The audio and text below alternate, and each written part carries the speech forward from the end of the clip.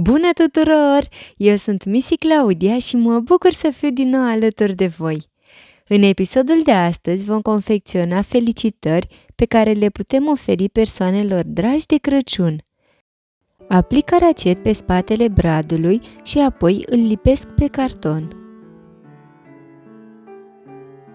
Întind foarte bine aracetul pe toată suprafața.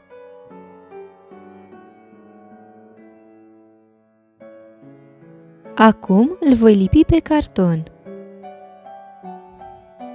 Voi presa foarte bine pentru a se lipi.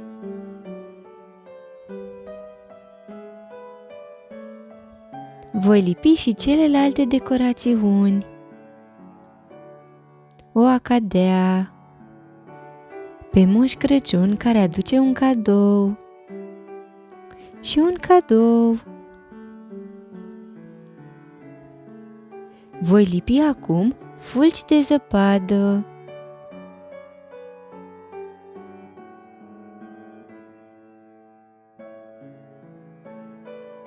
Prima felicitare este aproape gata. Dacă doriți, puteți să scrieți în interiorul ei și un mesaj. Acum voi realiza a doua felicitare. Încep să pictez o crenguță de brad.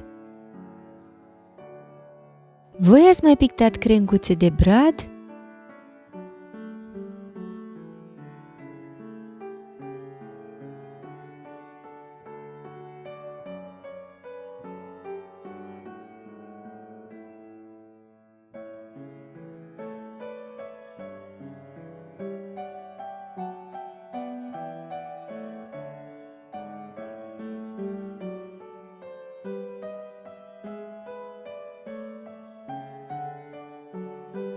Lipesc o bandă adezivă care reprezintă agățătoarea globului.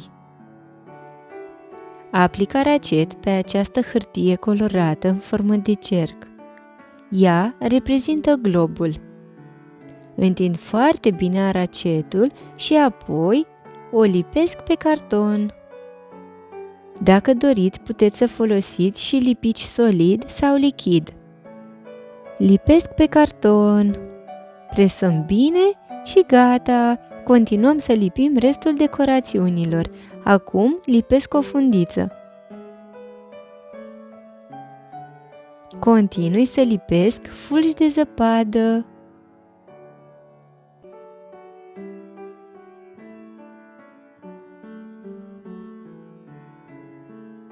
În interiorul felicitărilor puteți să scrieți un mesaj, de exemplu, sărbători fericite.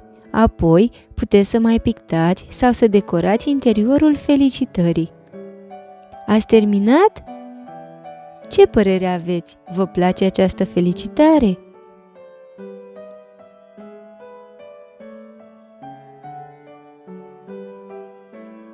Dragii mei, acesta a fost episodul de astăzi. Sper că v-a plăcut! Nu uitați să vă abonați la canalul meu de YouTube Activities with Missy. Să aveți grijă de voi, vă pup! Pa!